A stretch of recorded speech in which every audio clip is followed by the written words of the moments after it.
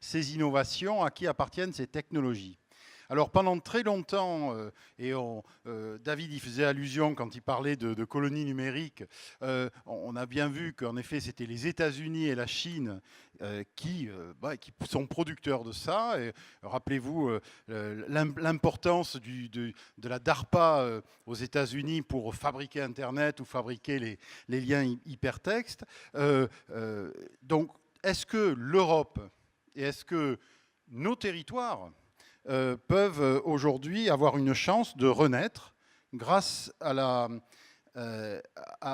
révolution numérique? Je vous propose d'écouter là-dessus André Pietri, qui est porte-parole du Joint European Disruptive Initiative, le JDI.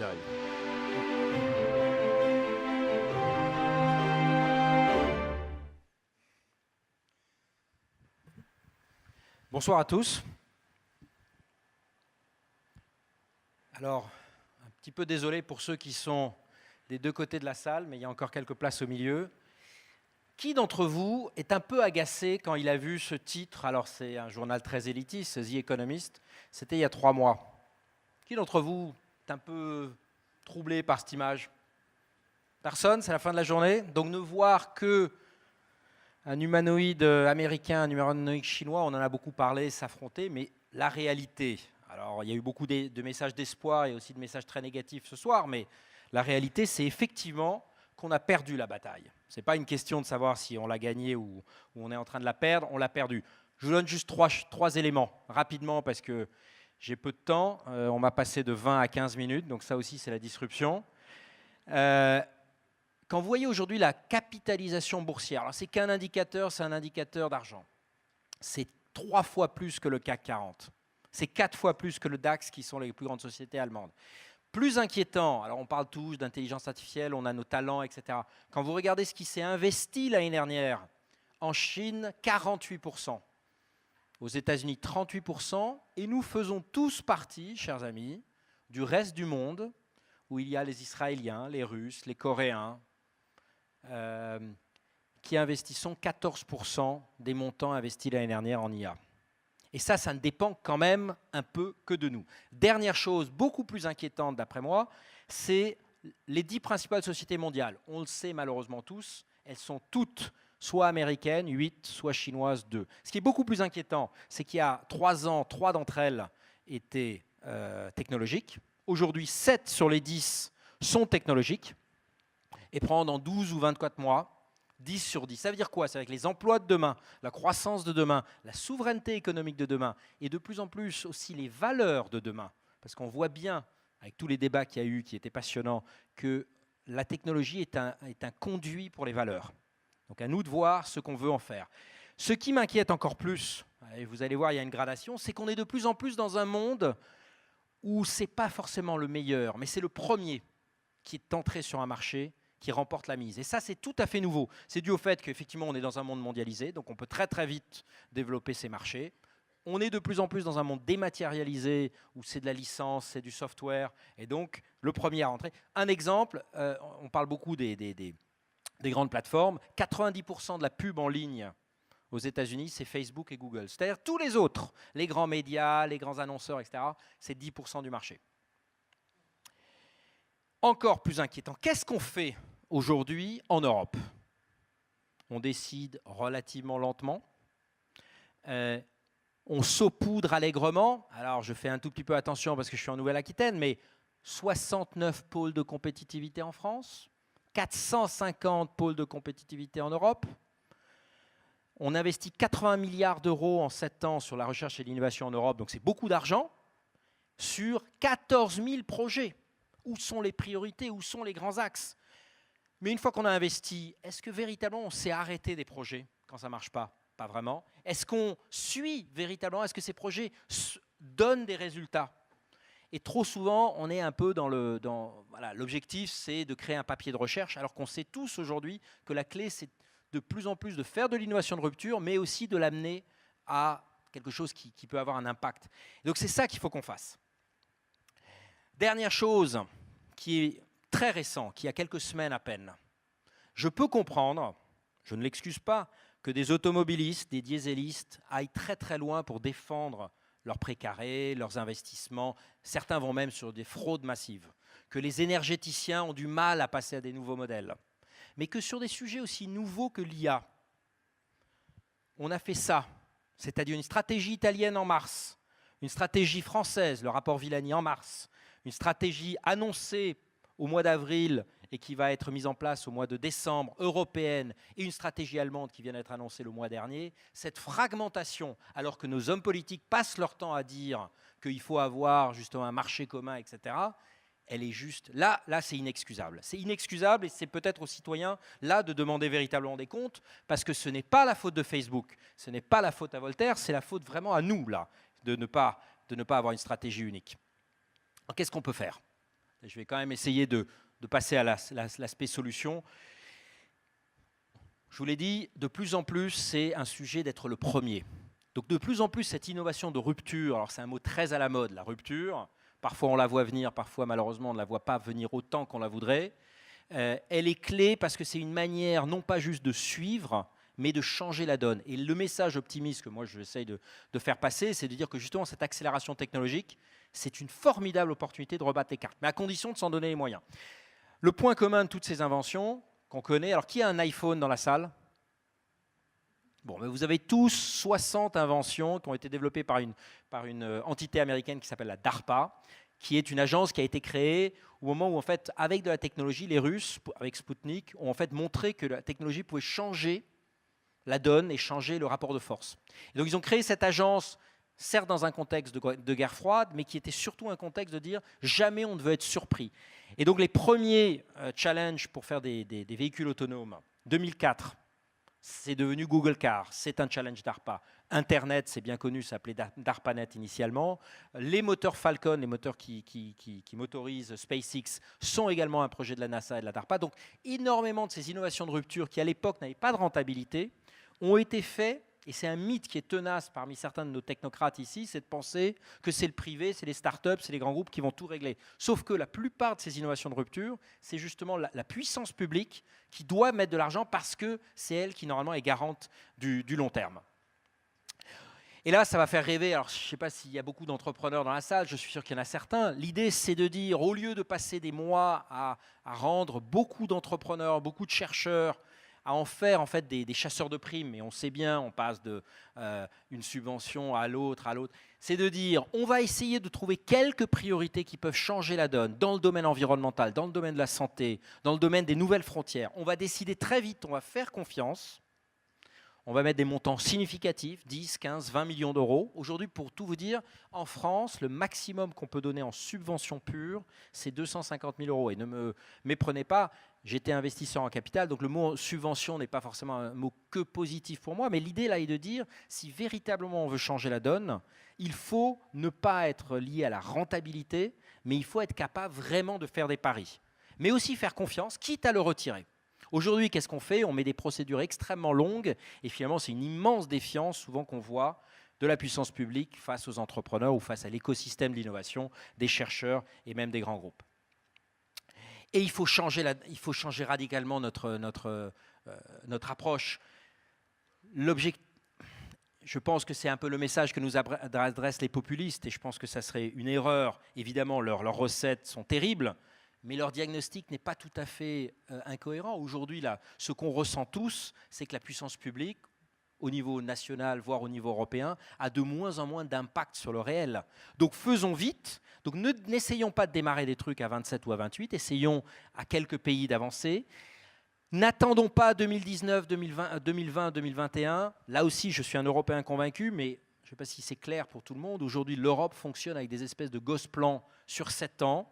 2014, 2020, 2021, 2028. Donc aujourd'hui, on est en train de négocier le budget européen entre 2021 et 2028. Et si on essaie de faire quelque chose aujourd'hui en Europe, eh bien en fait, c'était les budgets qui ont été définis en 2012.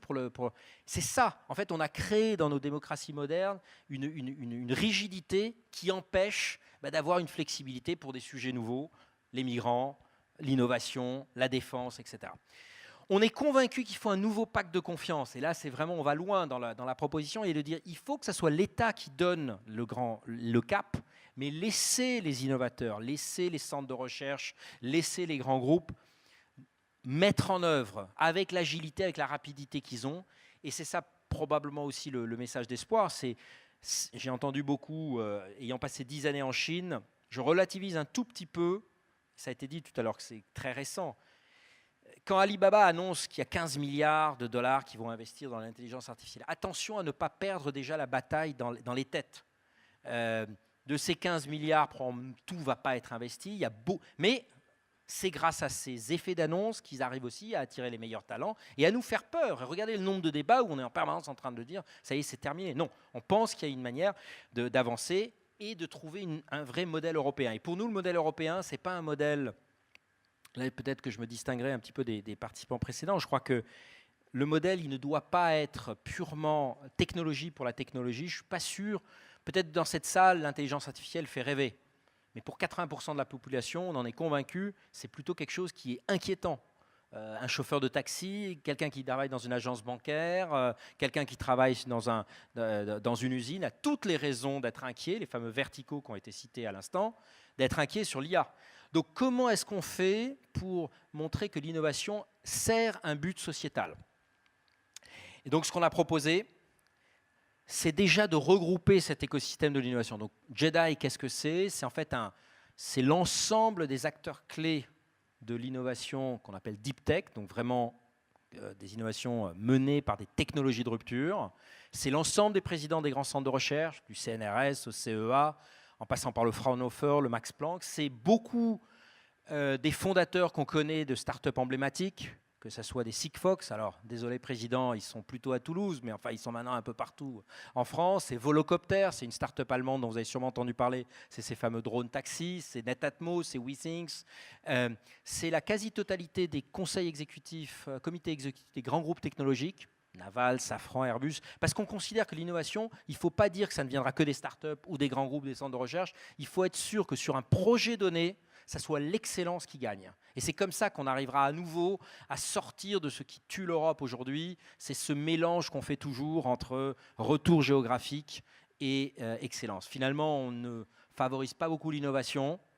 Je vous rappelle, 80 milliards d'euros ont été investis dans les 7 dernières années en innovation. La question qui est toujours un petit peu embêtante, c'est qu'est-ce qui est réellement sorti d'innovation de rupture de ces 80 milliards? C'est énorme d'argent. Qu'est-ce qu'on a fait sur le quantique, sur les semi-conducteurs, sur la biologie moléculaire, sur l'IA à nouveau? Voilà, donc c'est vraiment une question de méthode. Donc on a réussi à regrouper toutes ces personnes-là et on a un peu changé la donne. On a fait cette proposition début septembre 2017. 4 semaines après, c'est là où on voit quand même qu'il y a eu un changement dans notre pays. Cette proposition a directement conduit à la proposition du président de la République de créer une agence d'innovation de rupture sur le modèle d'ARPA, cette agence américaine dont je vous parlais, en démarrant par un socle franco-allemand, en disant il faut une masse critique, mais n'attendons pas d'être d'accord à 27 ou à 28. Deuxième chose, on a la chancelière allemande. Alors ça a duré toujours un peu plus de temps en Allemagne avec la constitution du gouvernement, mais début juin, c'était ça. Les 15 présidents de régions françaises, et comme vous savez, ils n'ont pas tous les mêmes sensibilités, sous l'impulsion du président de la région Nouvelle-Aquitaine, ont signé tous un papier en disant écoutez, cette proposition du président est excellente. Ça fait maintenant 4 mois, c'était en janvier. Il y a cette initiative qui existe. Mettons-la en œuvre. Les 2 parlements français et allemands qui cherchent aujourd'hui à trouver de la substance à la coopération franco-allemande, qui n'est quand même pas en très très bon état, on considère que c'était un des projets clés sur lesquels il fallait un nouveau traité de l'Élysée. Donc les choses avancent. Les choses avancent également. Le retour, quand on fait ces présentations, que ce soit dans des tout petits cercles de 10 personnes ou dans des audiences beaucoup plus larges, l'enthousiasme de se dire qu'il peut y avoir un projet, non pas juste défensif, c'est bien de protéger nos pépites, c'est bien de dire il faut probablement être un tout petit peu plus lucide, mais c'est quand même pas un projet offensif qui est de dire utilisons cette accélération technologique à notre bénéfice, c'est quand même un projet beaucoup, beaucoup plus excitant. Et en plus, quand on en parle à beaucoup de scientifiques ou de fondateurs de sociétés technologiques qui sont partis dans la Silicon Valley ou en Asie, ils vous disent oui, il y a l'aspect financier, mais il y a surtout le fait qu'on nous donne ici une liberté et une volonté de changer le monde qu'on n'a plus trop dans des environnements européens. Et c'est ça qu'il faut qu'on recrée. Et c'était un petit peu le sens de cette planche, c'est pour vous montrer que ça a créé un énorme enthousiasme. Et enfin, je vais terminer par ça. On est convaincu qu'on arrivera à mobiliser de l'argent public, les les assemblées nationales, le Bundestag, de l'argent européen, de l'argent régional, si on convainc nos concitoyens qu'on n'est pas en train de faire de l'IA pour de l'IA, c'est là-dessus où je me distingue un petit peu on se distingue de ce qui a été fait dans le passé, où la cyber, ça ne veut pas dire grand-chose, ça n'excite personne, mais de l'intelligence artificielle au bénéfice d'un objectif qui est le changement climatique, avec toutes les briques technologiques qu'il y a avec, les smart grids, les batteries, le transport autonome. Donc là, je vous donne quelques exemples de challenges qu'on va lancer. Je vous donne un seul exemple. Aujourd'hui, on sait que le secteur aérien va être contributeur, va passer de 3 à 10% en termes de contribution aux gaz à effet de serre, mais aujourd'hui, on n'a rien trouvé de mieux que le kérosène. Donc l'explosion du secteur en termes de contribution de CO2 va être énorme. Aujourd'hui, on va lancer un challenge en disant, est-ce qu'on arrive à trouver un fuel, un carburant qui a une densité énergétique 2 fois supérieure au kérosène. Aujourd'hui, c'est une vraie frontière. La blockchain, on en parle beaucoup parce que c'est potentiellement une manière de disrupter, excusez-moi ce terme, les grandes plateformes, puisqu'on n'a plus besoin de ces bases de données centrales de Uber, de Airbnb, de Facebook ou de Google. Sauf que le grand problème des blockchains, c'est cette consommation énergétique immense. Comment est-ce qu'on développe des algorithmes blockchain qui consommeraient 10 fois, 100 fois moins ? La santé, c'est un autre sujet immense où l'IA peut être utilisée, la biologie moléculaire peut être utilisée. Il y a des potentialités incroyables et ça, c'est véritablement comme ça, en mettant les meilleures compétences en concurrence et en faisant confiance, a priori, en disant c'est de l'innovation que peuvent devenir des solutions, qu'on va y arriver. Le troisième grand domaine pour nous, c'est tout ce qui est autour de la transition digitale centrée sur l'humain. Et ce n'est pas juste une vision un petit peu naïve de ça. Je vous donne un exemple. Il a été cité l'état de surveillance générale en Chine. Aujourd'hui, la vraie frontière de la science, c'est de développer des systèmes de reconnaissance faciale ou de surveillance d'espace public, mais où il n'y a pas besoin d'avoir une base de données centralisée. Ça veut dire risque de hacking, risque de consolider toutes ces données et de faire de la surveillance de masse, mais de distribuer cette capacité de faire de la surveillance. Donc on n'a pas le risque qu'il y ait une espèce de grande base de données qui nous surveille tous, mais on atteint quand même des objectifs. Et aujourd'hui, on en est persuadé, ce n'est pas juste une vision, ce n'est pas juste des valeurs, mais ça peut être un énorme secteur économique. Le scanning en 1 seconde, chimique, facial, aux aéroports, je suis sûr que ça vous fait tous rêver, mais ça serait un défi incroyable à lancer parce que c'est très complexe. Et enfin, les nouvelles frontières. Je vous rappelle quand même que Kennedy n'a été président que 3 ans, et c'est lui qui a inventé ce concept de moonshot, c'est-à-dire il faut aussi retrouver des défis. Et aujourd'hui, les 2 grands défis, il a été beaucoup parlé ce matin à Novak de tout ce qui était le sujet des plastiques dans l'océan, les océans et l'espace. L'espace, il faut bien l'avouer, je ne veux pas terminer sur une note négative, que c'est typiquement un secteur où les Européens ont été totalement dépassés. Je veux dire, on a pensé linéaire, on a pensé une Ariane 5, une Ariane 6, une Ariane 7. Personne n'a imaginé que finalement quelqu'un arriverait avec des fusées réutilisables. Et aujourd'hui, malheureusement, la réponse, c'est de dire l'Europe va créer aussi une fusée réutilisable en 2026. Problème numéro 1, dans 8 ans, c'est une éternité. Problème numéro 2, la fusée réutilisable, c'est quelque chose d'aujourd'hui. Ce qu'il faut, c'est qu'est-ce qu'on invente, quel est le next big thing, comme diraient les anglo-saxons. Voilà, donc là où vous pouvez nous aider, c'est qu'en fait, la clé de tout ça, c'est d'identifier les thématiques qui aujourd'hui sont sous-investies, sous-recherchées, mais qui potentiellement peuvent changer la donne et qui peuvent permettre à l'Europe et à la France, évidemment, de revenir en tête. Alors, on a décidé de ne pas attendre. On voit que les gouvernements prennent leur temps. Ça va dans le bon sens. Il y a une vraie prise de conscience. Mais 1 an après le discours de la Sorbonne, malheureusement, il n'y a pas encore eu grand-chose qui s'est passé. Donc, on a décidé, dès cette année, de lancer 3-4 challenges dotés d'une dizaine de millions d'euros pièce. Et ça serait la première fois que, justement, un collectif de la société civile, mais soutenu par de la puissance publique, et on pense là que le rôle des régions, proches de leur écosystème, voulant avoir un impact, voulant peut-être aussi montrer qu'ils sont beaucoup plus agiles et dynamiques que, on va dire, des gouvernements centraux, sont prêts à nous financer, que ce soit en France ou en Allemagne. L'espoir, c'est qu'en montrant que ça marche, à partir de 2019, ça devienne un programme national, et à partir de 2021, quand on aura le nouveau plan septennal européen, ça devienne une entité qui finance entre 70 et 80 projets par an pour à peu près 1 milliard d'euros. Je vous remercie.